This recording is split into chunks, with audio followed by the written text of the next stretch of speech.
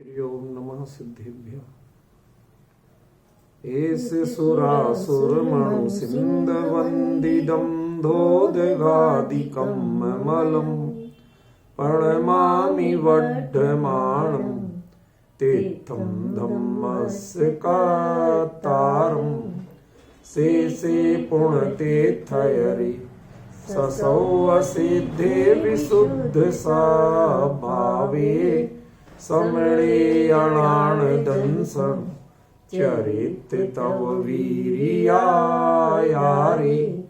ते सौवे समगम पतेगमेव पतेगम वन्दामि अवट्टन्ते अर्हन्ते मानुषे खेते किच्चारिहन्ताणम् सिद्धाणं तैणमो गणहराणम् अज्जावैवगाणं साहूणं चैव सौवेसिं तेसिं विशुद्धदंसं नाणपहाणासमं समासेज्य ओवसंपयामि सम्मं जतूणि वाण संपत्ति। प्रवचन सार परमागम चरणानी योग चूलिका महाधिकार गाथा 214 पृष्ठ 413। चरदीणि बद्धोणिच्यं समणोणाणं निदंसण मुहम्मि पयदो मूल गुणेषु जो सो पड़ी पुण्य सामण्यो। गंभीर गाथा है। इसमें जो कल जिज्ञासा थी उसके अलावा भी मेरे पास एक दो जिज्ञासाएं आई, उसका समाधान करूंगा मैं आज। पहली जिज्ञासा जो आपकी थी वो थोड़े आगे है। पहली जिज्ञासा है निबद्धो। निबद्ध अर्थ का अर्थ क्या? यहां तो इन्होंने कह दिया निबद्ध माने प्रतिबद्ध है। नीचे हिंदी अनुवाद में निबद्ध का प्रतिबद्ध किया। काय में प्रतिबद्ध? ज्ञान दर्शन चारित्र आदि में प्रतिबद्ध। भले आदमी पहले थोड़ा सा तो सोचो, थोड़ा सा, कि पिछली गाथा में निबंधाणी परिहरमाणु, ठीक है ना, प्रतिबंध से प्रतिबद्ध शब्द बनता है, तो निबंध से निबद्ध शब्द बनेगा।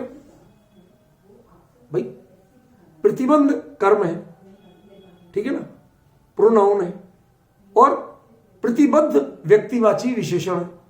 कि प्रतिबंधों को जो स्वीकार कर रहा है वो प्रतिबद्ध है, निबंधों को जो स्वीकार कर रहा है वो निबद्ध है। ये व्यक्तिवाची है, पुल्लिंग का प्रयोग किया और उसको इन्होंने क्या कर दिया? अकेला प्रतिबद्ध। भाई तुम क्या कहना चाहते? ये निबद्धो समणो, ये श्रवण का विशेषण, समझ में? आपने विशेषण बाद में दे रहे हो और विशेष्य पहले दे रहे हो। मैं ऐसा कहूं आपको कोई वाक्य कि वह घोड़ा जाते हुए काला है। काला घोड़ा है, यदि काला घोड़े का विशेषण है तो वो अलग कैसे आएगा और बाद में कैसे आएगा? और आएगा तो उसका अर्थ किसके साथ जोड़ा जाएगा? समझिए, जब आचार्य साफ साफ दो को एक लिंग, एक विभक्ति, एक वचन में प्रयोग कर रहे, समणो निबद्धो, है कि नहीं? इतना तो सूरदास को भी दिखे, समझे ना। अब जो निबद्धो समणो, यदि निबद्ध कौन है? श्रवण है, तो श्रवण हुआ विशेष्य और निबद्ध हुआ विशेषण, ठीक है। तो पिछली गाथा में भी हमने निबंध का अर्थ क्या दिया था? मूल गुण। इसमें भी निबद्ध और मूल गुणों में प्रयत्नशील है, वही की वही बात कर रहे हैं, समझ रहे हैं ना। आचार्य बात कुछ और कर रहे हैं, आप अर्थ किसी और दृष्टि से करते हो। विशेषण हमेशा विशेष्य के पहले प्रयोग करो तो उसका सही अर्थ निकलेगा, ठीक है ना।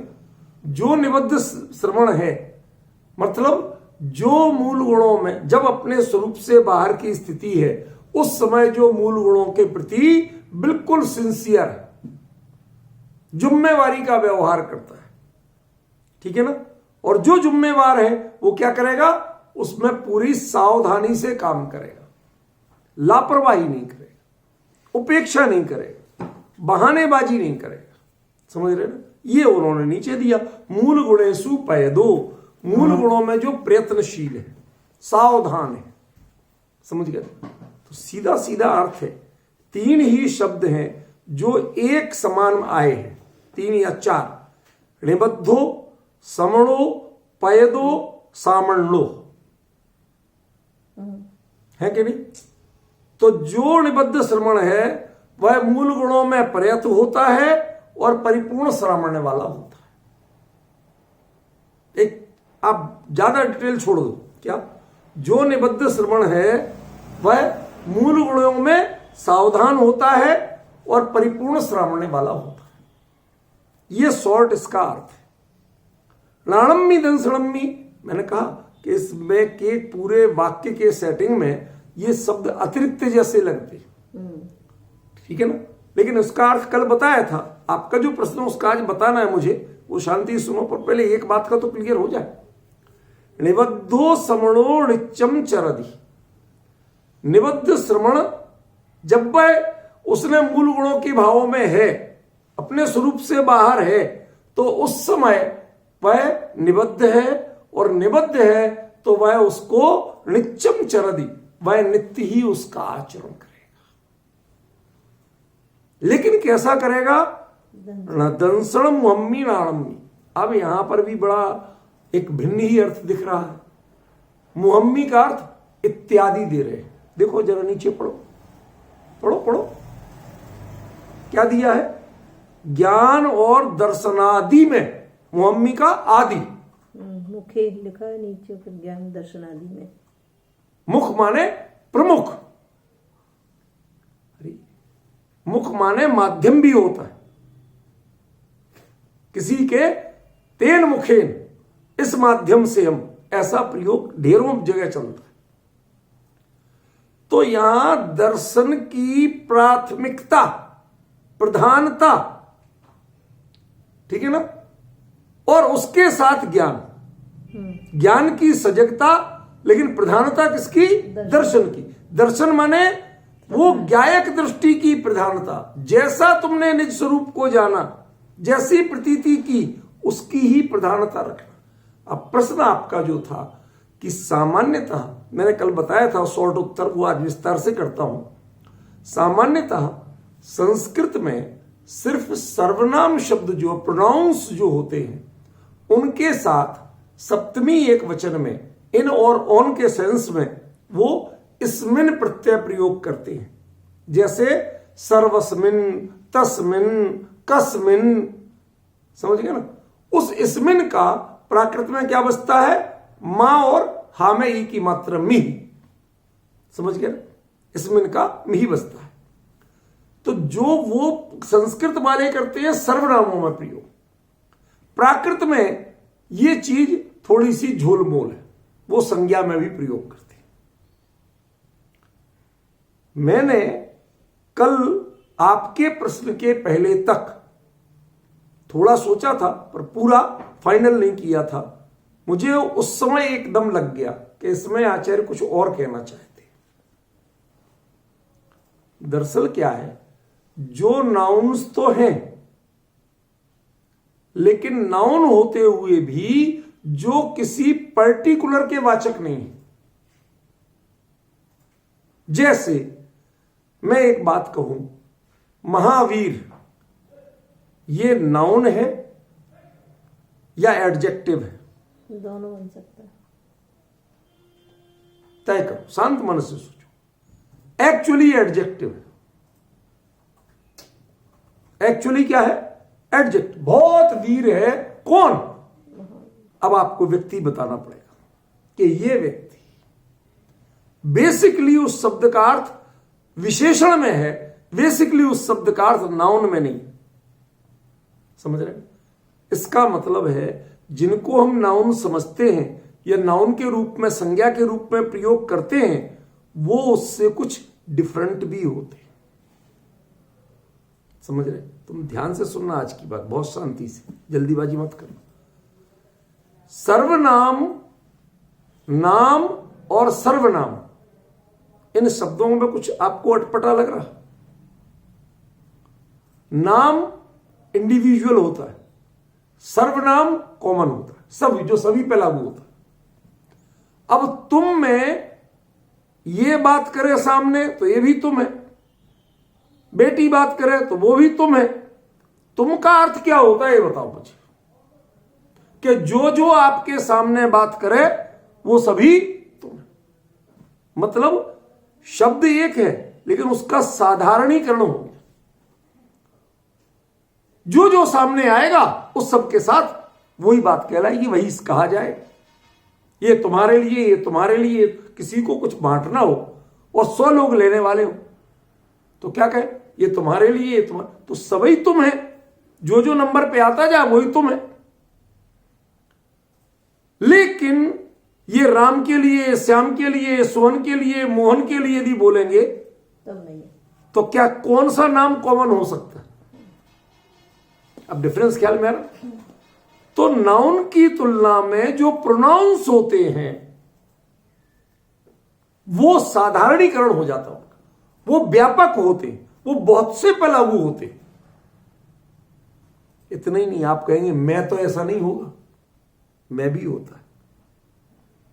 समय सार में जब कहते अहम एक को खलु शुद्धो, तो उस समय मैं का अर्थ ज्ञायक भगवान आत्मा है कि मैं का अर्थ कुंद कुंद है? बताइए आप, वो साधारणीकरण है या व्यक्तिवाची है? साधारणीकरण। आप डिफरेंस समझ रहे?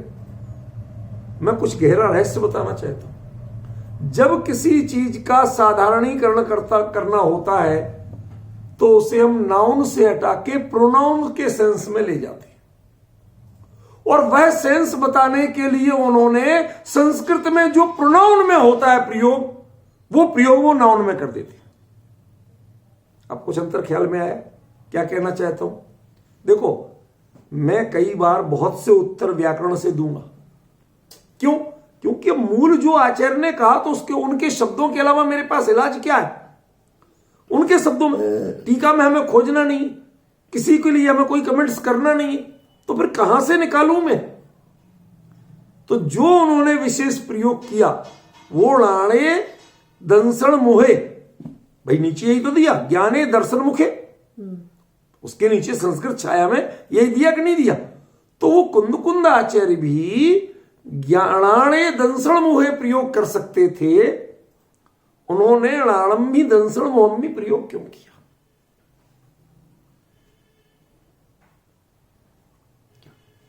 दर्शन और मोह का अर्थ इत्यादि कैसे ले रहे हैं? सबने नीचे लिया इत्यादि इत्यादि इत्यादि इत्यादि, ज्ञान दर्शन चार इत्यादि। अरे भाई, आप उसको आपने इस तरह से क्यों बना रहे हो? समझ गए ना? वो यदि व्यापक होगा भी, साधारणीकरण होगा भी, तो जैसे मैं किसी को तुम कहूंगा तो जो मेरे सामने आएगा उसी में साधारणीकरण होगा। जो वहां पाकिस्तान में बैठा उसके साथ साधारणीकरण नहीं होगा, वो तो वही ही रहेगा, वह तुम नहीं हो सकता। डिफरेंस ख्याल में आ रहा? तो जो सर्वनाम है उनमें भी एक लिमिट होती है। वह साधारण हो सकता है, उसका जनरलाइजेशन हो सकता है, बट वह उस पर्टिकुलर कैटेगरी में ही होगा, उसके बाहर नहीं होगा।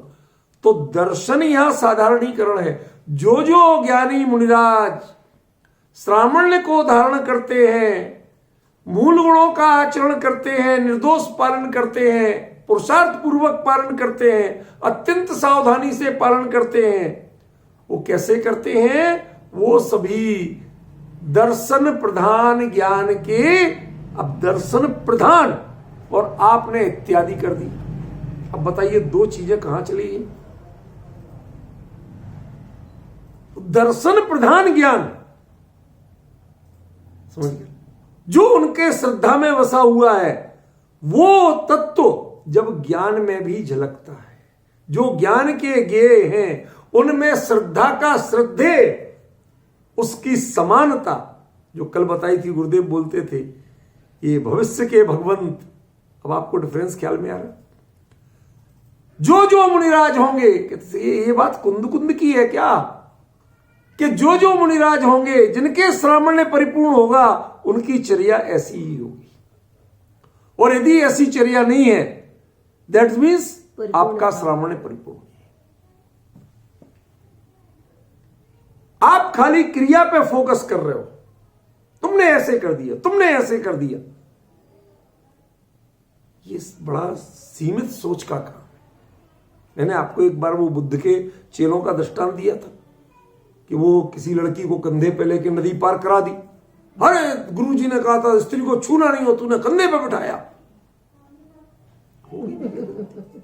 अब वहां जाके बुद्ध ने फिर क्या कहा, वो चुगली करता, अरे महाराज आपने, गुरुजी इसने बहुत, आपका ये चेला नालायक निकला, इसने आपकी आज्ञा का उल्लंघन किया। क्या आपने आज्ञा दी थी कि स्त्री को छूना नहीं, और इसने तो कंधे पे बिठाया, हाथ पकड़ा। क्या बात हुई? बता दिया गुरुजी ये बात हुई थी। तो बुद्ध ने क्या कहा, इसके कंधे से तो नदी पार उतर गई, तेरे चित्त में अभी भी चढ़ी हुई है। डिफरेंस समझिए, डिफरेंस समझिए। तेरे चित्त में चढ़ा क्या है ये बताओ। चित्त में चढ़ा हो ज्ञायक, और देखो अन्य को कोई तकलीफ नहीं, उसमें ज्ञायक की दृष्टि से देखो। अब जो तुम्हारे हृदय में करुणा भाव होगा वो अतुलनीय होगा, उसमें दया, कृपा, एहसान, ये भाषा नहीं होगी, ये फीलिंग्स नहीं होगी। अंतर ख्याल में आ रहा है? ये जो बात यहां आचार्य कह क्या रहे हैं और हम इसको लेके कहां जाते हैं, ये बड़ा विडंबना का क्षेत्र है। कुंद कुंद आचार्य के शब्दों को यदि कल लगाना है तो उनको प्रॉपर अन्वय लगाओ, परफेक्ट अन्वय बनाओ, और परफेक्ट करके फिर उसके अनुसार मिलाओ कि हां ये कुंद कुंद की गाथा में ठीक बैठता है कि नहीं। उन्होंने शब्दों का ऐसा ही प्रयोग किया या यदवा तदवा प्रयोग किया, समझ में है? हमारे यहां एक राजस्थान साइड में एक बड़ा विचित्र प्रयोग चलता है, देख लो, देख लो भाई, तुम्हें क्या जमता है। मतलब मेरे लिए मत कहना, मैं इसमें कोई जिम्मेवार नहीं हूं, मेरा लेना देना नहीं, तुम जानो तुम्हारा काम जाने। उसके लिए क्या कहते, देख लो। अरे तो क्या दिखता नहीं मुझे? उस देख लो का अर्थ अपनी जिम्मेवारी पे करो, मेरे से कहने मत आना। अब डिफरेंस ख्याल में है? शब्द, वर्ब कोई और होती है, लेकिन उसका प्रयोग किसी और सेंस में होता है। वो सेंस अब समझ में आ रहा? शब्द क्या कहा, दंसण मुहम्मी, आपने कह दिया दर्शन आदि, साथ में चार्थ जोड़ दो, सुख जोड़ दो, वीर जोड़ दो, ये जोड़ दो। अरे भाई आचार्य कुछ और बताना चाहते, समझ गए ना? देखो एक और बात बताऊं, आदि शब्द प्रयोग करना हो तो बहुवचन आता है, एक वचन नहीं आता। यदि मैं कहूं कि कहीं पर राम श्याम आदि आए हैं तो बहुवचन की क्रिया प्रयोग हुई। संस्कृत में द्विवचन भी होता है, लेकिन उनके साथ द्विवचन प्रयोग, आदि जुड़ते ही बहुवचन हो जाएगा। यहां पर दो हैं और दोनों में अलग विभक्ति दे रहे हैं आचार्य। क्यों दे रहे हैं? क्योंकि वास्तव में एक की प्रधानता दिखाना है, दूसरा ज्ञान का प्रवर्त। पर से संबंध किससे होगा? श्रद्धान से तो पर से संबंध होता नहीं। श्रद्धा या तो पर को अपना मानेगी या निज को अपना मानेगी। तो जब वो पर है तो अपना कैसे मानेगी, और अपना मानेगी तो पर कैसे होगा? तो ये डबल गेम, डबल क्वालिटी, ये तो सिर्फ ज्ञान में है, क्योंकि वो स्व पर प्रकाशक है। स्व को भी जानता है और पर को भी जानता है, उसमें भेद नहीं पड़ता। तो उसको कहा तुम्हारा जो ज्ञान है ना, ये कैसा होना चाहिए? दंसण मुहम्मी, दर्शन की प्रधानता वाला ज्ञान होना चाहिए। तुम जानो पर कैसे जानना? ज्ञायक की दृष्टि से देखना तुम पर को, ज्ञायक की दृष्टि से जानना, तुम उनकी पर्याय की दृष्टि से मत जानना, उनकी इंद्रियादिक की दृष्टि से मत जानना, प्राण की दृष्टि से मत जानना, ज्ञायक की दृष्टि से जानना। अब ये प्रधानता शब्द था, प्रधानता को तुमने आदि में ले जाके डाल दिया। क्या कहें हम? कहते हैं तो लोग वह कहते हैं, अरे साहब तुम ही बड़े पंडित हो गए, ज्ञानी हो गए। भैया हाथ जोड़े, किससे कहें? आज के जमाने में कुंद कुंद के हृदय को सुनने की जगह लोग पंडितों के तर्कों को सुनने को तैयार हैं। मैं कहता हूं भैया कुंद कुंद के हृदय को सुनो, समझ में? वो क्या कह रहे हैं वो सुनो। क्यों? पैदो मूल गुणेशु, वही साधु, वही श्रमण मूल गुणों में प्रयत है, प्रयत्नशील है, सावधान है।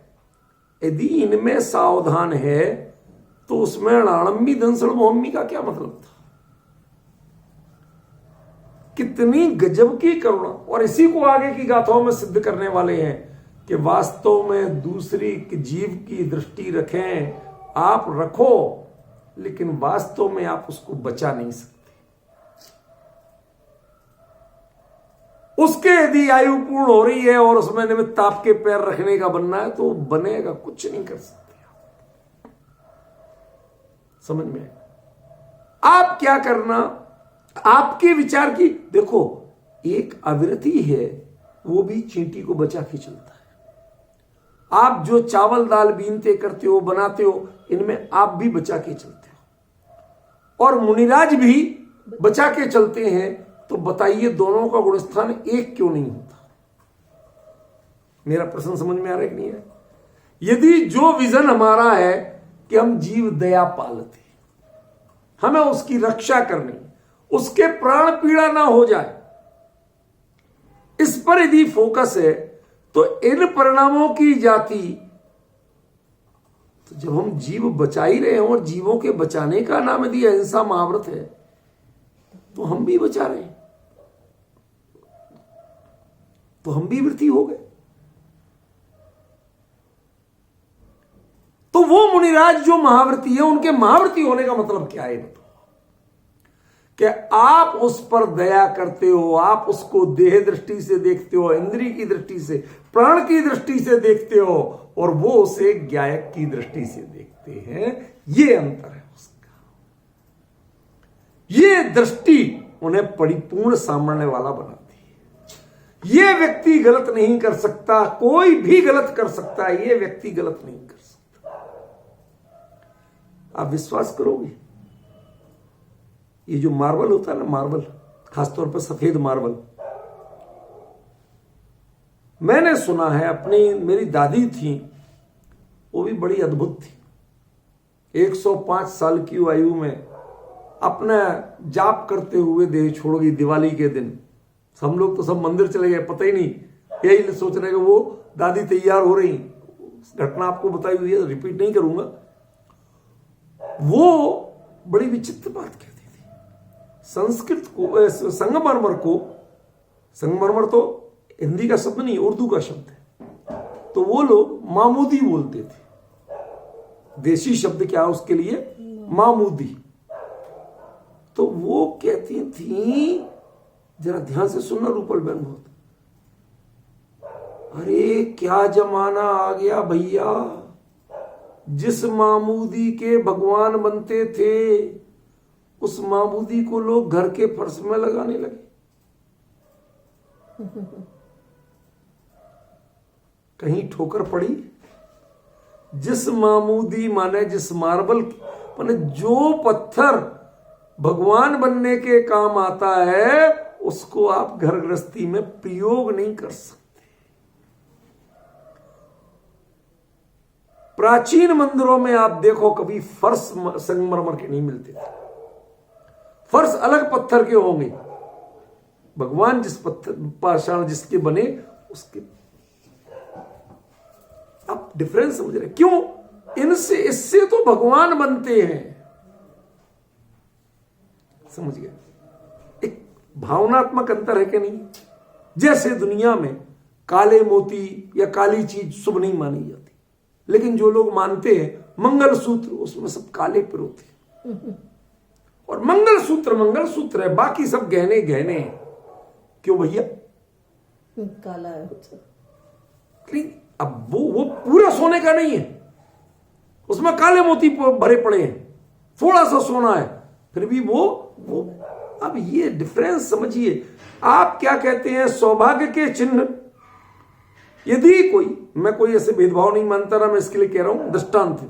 यदि कोई विधवा स्त्री कोई गहना पहने तो उतनी बुराई नहीं है, लेकिन मंगलसूत्र पहने तो, अरे मंगलसूत्र पहने थे, ये आपको खटकता क्यों है?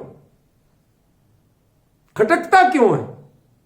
क्यों? क्योंकि आपने उसको रूढ़ कर रखा, सौभाग्य की निशानी मान रखा।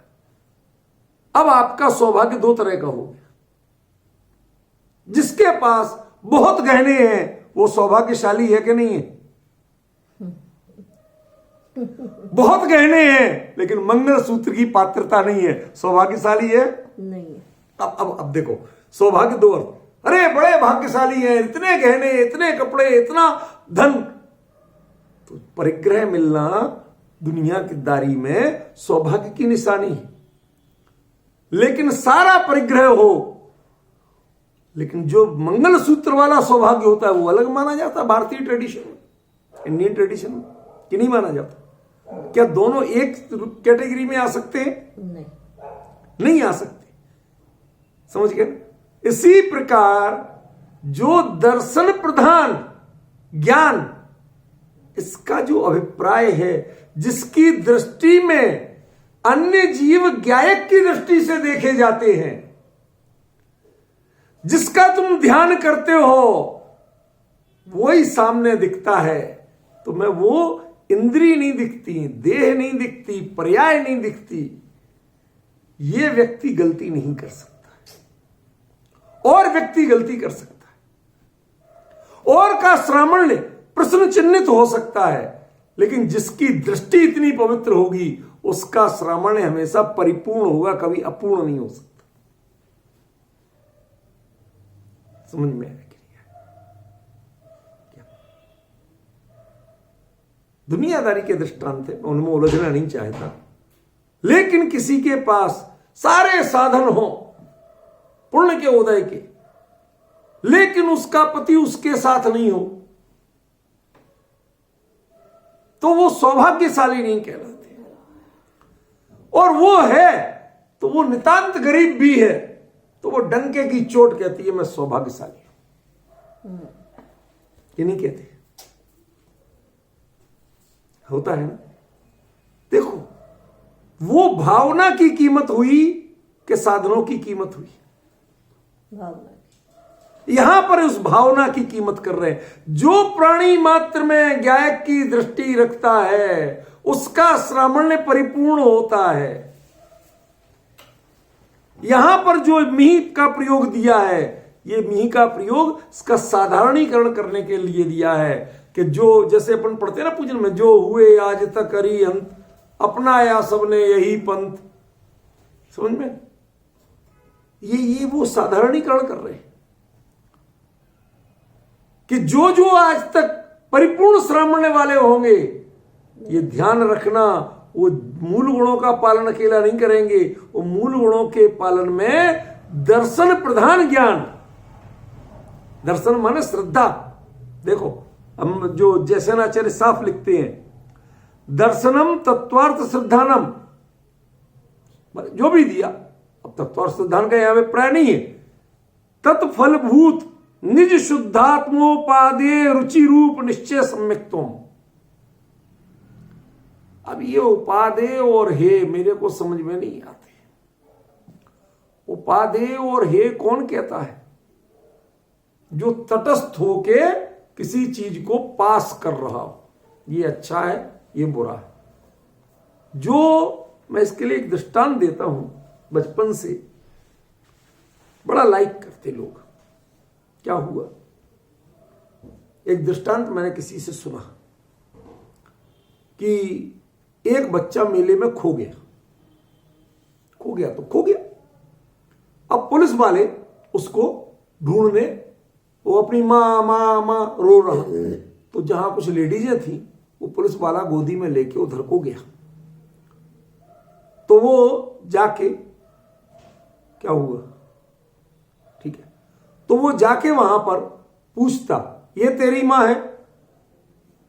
नहीं नहीं, रोते रहे। ये तेरी माँ है? नहीं। ये तेरी माँ है? नहीं। ये तेरी माँ है? कि हाँ है। उसने झूठ झूठ बोलता है, बदमाश। अरे भाई हद हो गई, तू मेरी माँ को जानता है क्या? कि नहीं जानता हूं।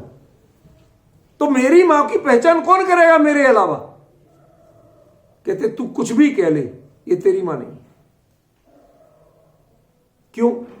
तेरी माँ होती तो तू मुझे उत्तर देने को नहीं खड़ा होता, तू भाग के गया होता।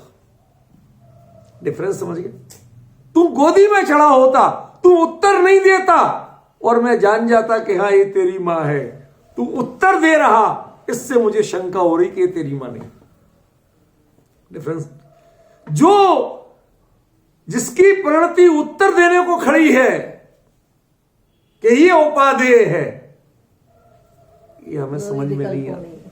ये विकल्प, ये निर्विकल्प स्थिति नहीं। समझ गए?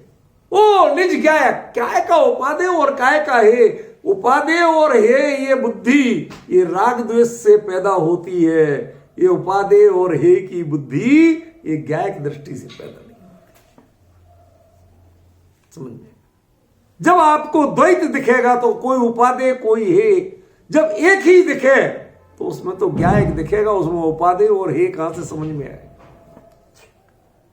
किसी से पूछो कि तुम्हारे असली पिता कौन है,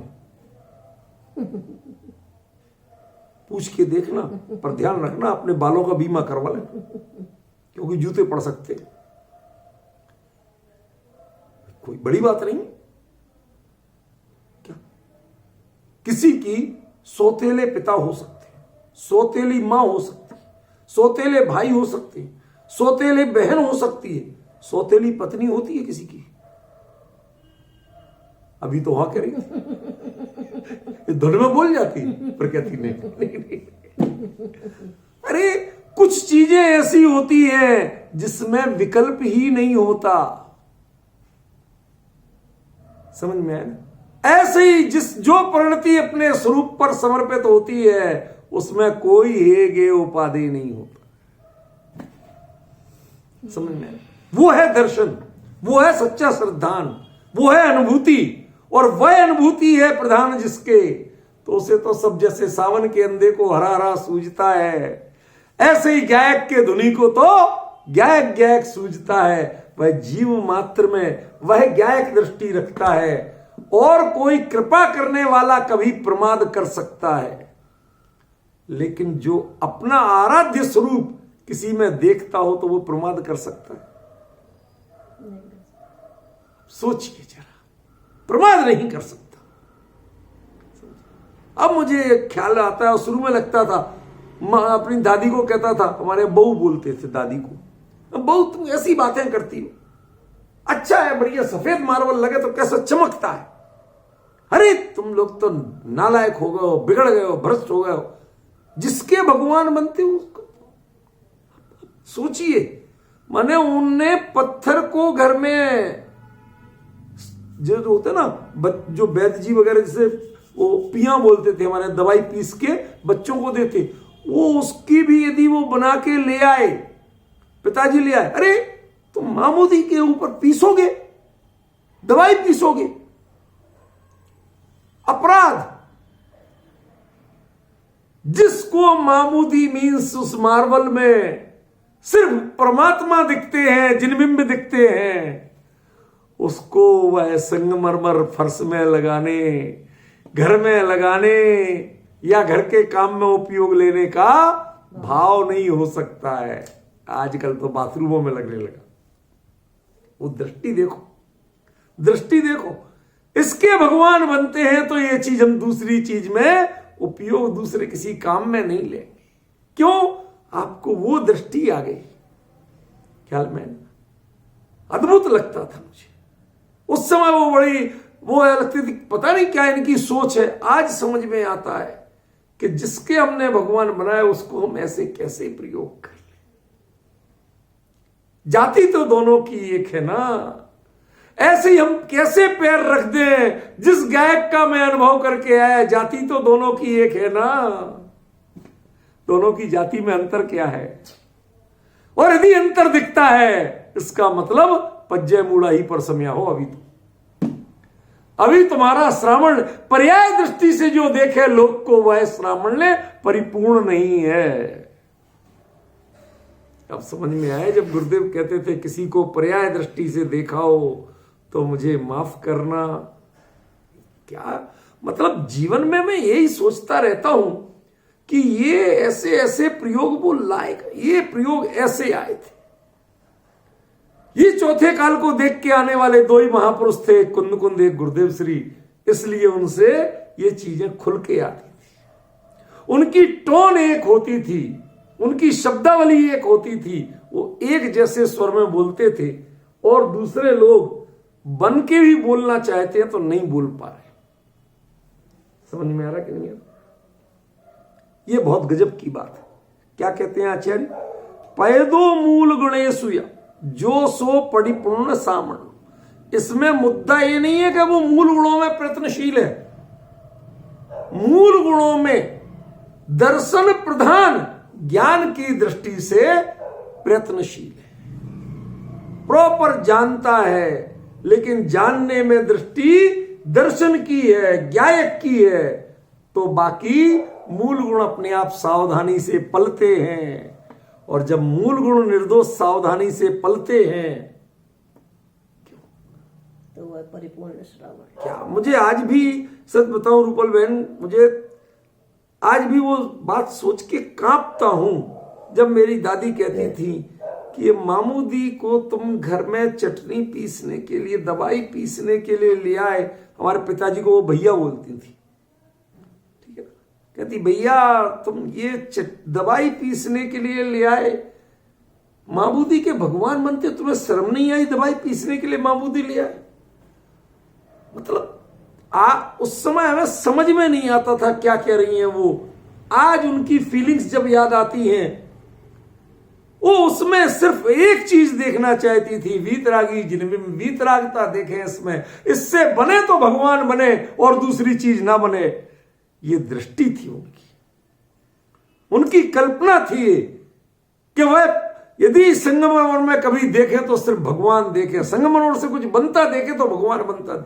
ऐसे ही जो हालता चालता है, गुरुदेव ने क्या कहा? हालता चालता सिद्ध भगवान। बोला कि नहीं बोला अनेकों बार? अरे हालता चालता तो सिद्ध भगवान कभी हलते चलते हैं? नहीं हिलते चलते, फिर कैसे कह दिया हालता चलता सिद्ध भगवान? भावी सिद्ध, कोई भावी नहीं, उन्हें वर्तमान में नजर में वो ही आ रहा है, क्योंकि सिद्ध पर्याय भी उसी गायक का आश्रय लेके प्रकट होती है। वह अपने व्यक्तित्व का निर्माण उस गायक से करती है। सिद्ध सलाह से सिद्ध नहीं बनते, समझ में आएगा? सिद्ध सलाह से कोई सिद्ध नहीं बनता, सिद्ध सलाह तक जीव निगोदिया भी पाई जाए। समझ में आएगा?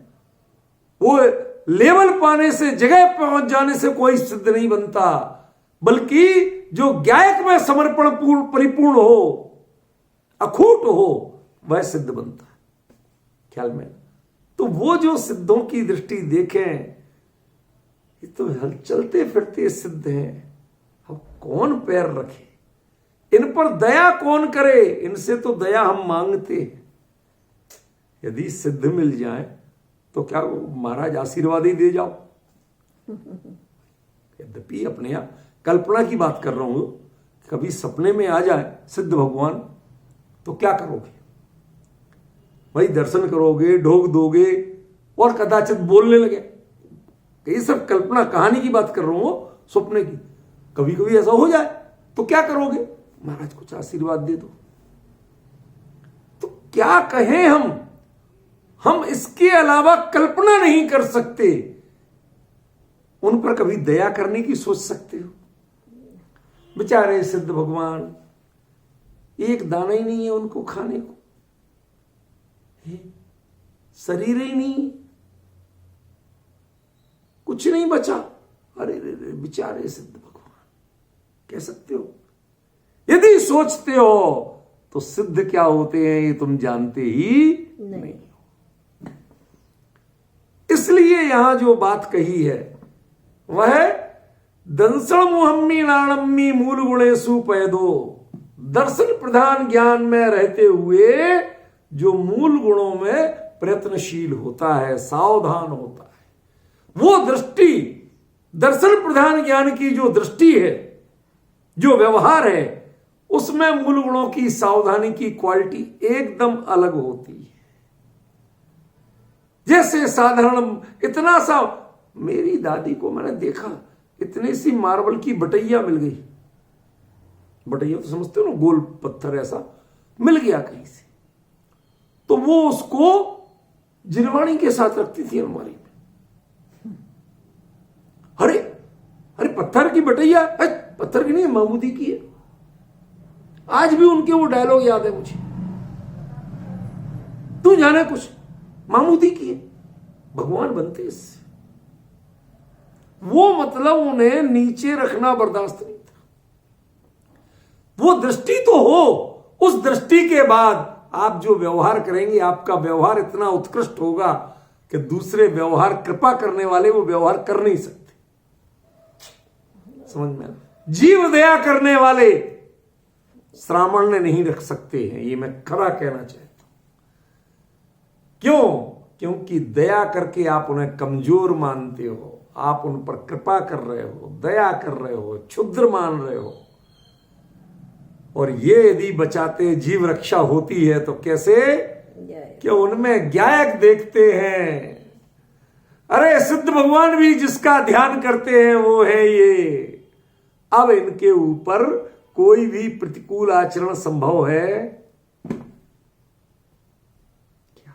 इतनी सी मार्बल की बटैया जिनवाणी के साथ रखती थी ऊपर अलमारी में, जहां उनके 2-4 शास्त्र रखे रहते थे, कभी कभी स्वाध्याय करती थी। वो पढ़ी लिखी थी, 4ठी क्लास तक पढ़ लेती थी, बताती थी, धीरे धीरे पढ़ पाती थी, लेकिन पढ़ती थी। और आप विश्वास नहीं करेंगे, उस 104-105 साल की उम्र तक वो बिना चश्मे के पढ़ती थी। एक दिन गलती से मैंने कह दिया, दादी रिक्शा लगा देते हैं मंदिर जाने आने के लिए, कि मैं बूढ़ी हो गई हूं क्या? 104 साल में मैं बूढ़ी हो गई हूं क्या? स्वाधीनता, स्वावलंबनता, परावलंबन नहीं लेना। कभी किसी के साथ मंदिर नहीं है, मैं अकेली जाऊंगा। समझिए? तो ये छोटी छोटी बातें हैं, इनसे हमें समझना चाहिए। ये दृष्टि के फेर का गेम है, ये दूसरों पर कृपा करने का नहीं है। परिपूर्ण श्रवण किसका होगा?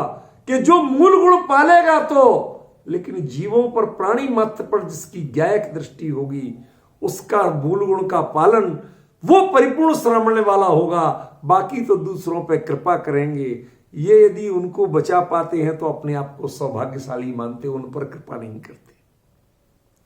मैं अपराध बोध से बच गया, मेरे से अपराध होने से बच गया, मेरा सौभाग्य, ये कहते हैं। क्यों? क्योंकि जीवों को मर्द जियदुआ जीवो, ये तो संसार में बहुत कुछ होना ही है। देह के साथ संयोग होगा, पैर रखा जाएगा, आप 1000 बचा के चलते हो, पर 1000 जाते भी हैं। जो आपको दिखे ही नहीं वो तो जाएंगे। आप बोलने में कम जा रहे क्या? आप चले, आपने लिखा, आपने उठाया, हिले और डुले। रात्रि में मुनिराज जब शयन करते हैं तो क्या लिखा 6 ढाला में? भूमाई पिछली रयन में कछु शयन। यहां तक कुछ नहीं आया, मुद्दे की बात अब आएगी। एक आसन कर। हम लोग कहते थे पहले, अनाड़ी थे ना, कि पंडित जी ये बात बताओ, ये मुनिराज रात में एक आसन क्यों करते? अकल नहीं थी ना। क्या कहते? मुनिराज रात में एक आसन क्यों करते? जब दिन में आहार ले लिया, हम लोग तो रात में नहीं खाते, वो तुम रात में एक आसन करते हो। बुद्धू थे बिल्कुल। कुछ नहीं आता था। अब समझ में आ रहा, एक आसन पलटे, करवट ले ले तो उधर के जीव दिख नहीं पाएंगे। आप सोचिए, हिलना नहीं, हिलना मना है। क्यों? न जाने कौन सिद्ध भगवान, वो कहीं उनकी अवहेलना हो गई तो, अवहेलना का डर है, बेचारे कहीं दब ना जाए। ये नहीं, ये भावना नहीं, ये श्रावण, परिपूर्ण श्रावण की भावना नहीं है। कह रहे उनकी जीव रक्षा करना थी हमें, कहीं उनको दब ना जाए, चोट ना लग जाए, इसलिए हमने करवट नहीं ली। आपका श्रावण परिपूर्ण नहीं। क्यों? क्योंकि आपने उनको क्षुद्र माना। दया कृपा करना ये छोटी दृष्टि है, दया मत करिए, परिपूर्णता की दृष्टि रखिए। आप अपने आप को बचाइए कि मैं पाप करने से बच गया, मेरे से भूल होने से बच गई, मैं उनकी अवहेलना करने से बच गया, ये मेरा सौभाग्य है। समझे क्या दृष्टि है? इतना गजब का अर्थ है इसका। परिपूर्ण श्रावण वाला कौन है? जिसके मूल गुणों की सावधानी, मूल गुणों का पालन, जिसका दर्शन प्रधान ज्ञान में होता है। अब आप वैसे अन्वय लगाएं तो इसमें अणालंबी दंसण मुहम्मी इसका कोई यूज ही नहीं है। वाक्य बनाए तो इन दो शब्दों का कोई यूज नहीं है, उनके बिना वाक्य बहुत अच्छा बनता है। लेकिन आचार्य ने वो दो शब्द दिए, क्यों दिए? ये निकालना पड़ेगा, ये आपको समझना होगा। यहां मुहम्मी का अर्थ आदि नहीं है, इत्यादि नहीं है। यह मुहम्मी का अर्थ ये नहीं है कि चारित्र सुख वीर ये सब, ये नहीं है। यहां मुख माने प्रमुख, प्रमुख माने प्रधान। समझ गया? हाँ, ये दर्शन प्रधान है। और ऐसा ही दर्शन की दृष्टि प्रधान जिसके है, ऐसा ज्ञान, और वो ज्ञान जब किसी जीव को देखे, कोई कार्य में व्यवहार देखे, तो उसमें हर जीव के प्रति दृष्टि क्या रखे? ज्ञान। ये दृष्टि रखे, ये व्यक्ति, इसका श्रावण कभी कमजोर नहीं हो सकता। यह परिपूर्ण श्रावण वाला ही होगा, इसका अधूरा नहीं हो सकता। और बाकी लोग लाख कोशिश करते हैं तो भी अधूरा ही रहता है। कई का तो शुरू ही नहीं होता, अधूरा तो क्या शुरू ही नहीं होता। होगा कहां से? तुम्हारी दृष्टि पर पे है। तुमने अंतरंग से वो सीखा ही नहीं कि जिससे तुम्हें जीवों के प्रति वह दृष्टि मिले कि तुम किसी पर पालना नहीं पड़े, तुम खुद ही बच के चलो। क्या बिरले लोग होते होंगे। मैंने बचपन में देखा, संस्कार किसे कहते हैं रूपल में। घर के आगे थोड़े उधर मुसलमानों का एरिया था। बरसात के दिन तो कभी कभी वो टिड्डे आते ना, हरे हरे से इतने बड़े बड़े कीड़े उड़ते हुए, ऐसे वो कूदते ज्यादा है वो, ठीक है ना। तो वो आके ऐसा इतना बड़ा टिड्डा सा बैठ गया। अब वो बैठा तो हम लोग छोटे बच्चे, हम लोग तो भाई डरे, तो हम भाग दूर हो गए। तो कोई मुसलमान का बच्चा था, वो उसको मारने के लिए दौड़ा। माने हम उसको चोट भी ना लग जाए इसलिए अपने आप को संभाल रहे, और वो देखते ही उसके मन में क्रूरता के भाव आ रहे। पिताजी ने तो हट दूर हो।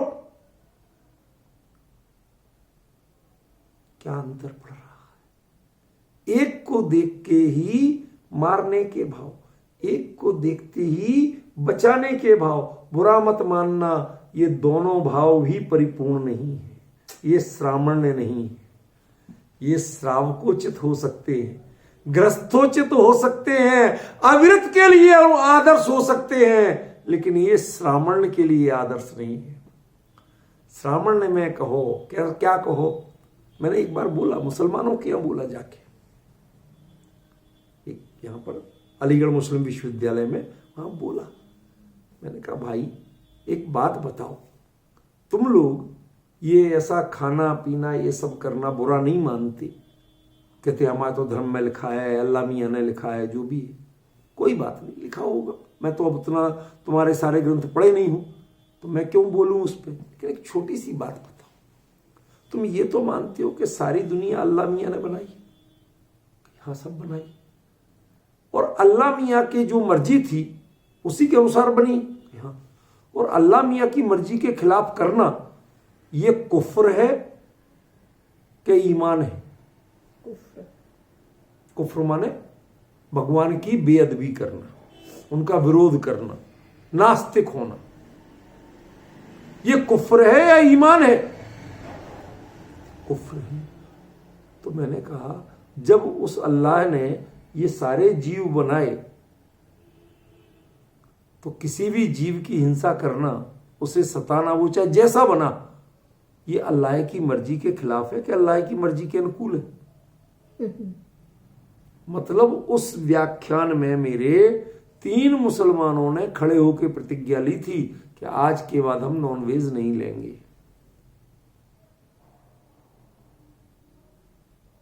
हमारे पीछे पड़ गए, कहते कुछ तो हमारे लिए अब सुधारने का कुछ तो विधि करो, आपके धर्म में क्या होती है। मैंने नमोकार मंत्र चत्तारी मंगल पाठ उनको देके, और वो कहते भाई बाद में आके लिख के दो कि हम जीवन के अंत समय तक ये पढ़ते रहेंगे। कहते सुबह उठ के हम नमाज पढ़े चाहे नहीं पढ़े, लेकिन हम ये पढ़ेंगे। तो किसी को कोई तो संस्कार दो, आप क्या दिखाओ, दृष्टि बदलो आप। वो कहते हैं बात सही है, ये अल्लाह मियाँ ने बनाया और हम इनके विरुद्ध हिंसा करते हैं, तो इसका मतलब हम अल्लाह मियाँ के विरुद्ध चलते हैं। क्या ऐसे ही जो ये गायक भगवान आत्मा है, इनको तुमने पर्याय की दृष्टि से देख लिया तो तुम्हारा श्रावण कहां रहा, तुम श्रवण कहां हुए? तुम तो आम आदमी जैसे हो गए। हम सब दया करके पालते हैं, हम बचाते हैं। अरे इस धर्म में मारना भी अपराध है और बचाने का भाव भी, घबराना मत, अपराध है। क्यों? क्योंकि उसमें दृष्टि पर है, आत्मदृष्टि उसमें नहीं आई। यहां अपराध ये है कि तुमने आज तक उसको गायक की दृष्टि से देखना नहीं सीखा। अपराध ही है। अपराध उसको बचाने का भाव नहीं। अपराध क्या है? तुमने उसे गायक की दृष्टि से नहीं देखा, उसको तुमने हे दृष्टि से देखा, तुमने उसे देह दृष्टि से देखा, तुमने उसे प्राणों की दृष्टि से देखा, तुमने उसे इंद्रियों की दृष्टि से देखा। यह सबसे बड़ा अपराध है। ख्याल में यहां परिपूर्ण श्रावण परिपूर्ण कैसे होता है बताइए। अभी परसों की चर्चा में क्या आया था? ज्यों ज्यों घेरा छोटा होता जाए त्यों त्यों आप आगे बढ़ते जाते हैं। श्रावण परिपूर्ण कैसे होता है? गुणस्थान कैसे बढ़ते हैं? मोक्ष कैसे मिलता है? जीवों की दया पाल के कि गायक की प्रतीति में की अनवरतता करके, कंटिन्यूशन यहां दिया, नित्यम, वो नित्यता लाओ उसमें। आप यदि दूसरों के जीव को पालन की नित्यता करोगे कि भैया मैं इस पर दया करूं, मैं इसे पालूं, मैं इसे बचाऊं, ऐसे भाव की नित्यता करोगे, इसका मतलब आप अंतर्मुहूर्त से ज्यादा प्रमुख गुण स्थानों में रोकोगे।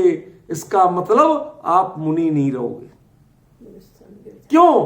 क्योंकि अंतर्मुहूर्त से ज्यादा पर में रह गए तो गुण स्थान गिर जाएगा। आपको श्रावण घटाना है कि श्रावण परिपूर्ण करना है? परिपूर्ण करना है। तो अधूरे की दृष्टि से कभी पूर्णता की प्राप्ति नहीं होती। क्या? पूर्णता की दृष्टि से, पूर्णता ने लक्ष्य थी शुरुआत था। आप अधूरे से शुरुआत नहीं कर सकते।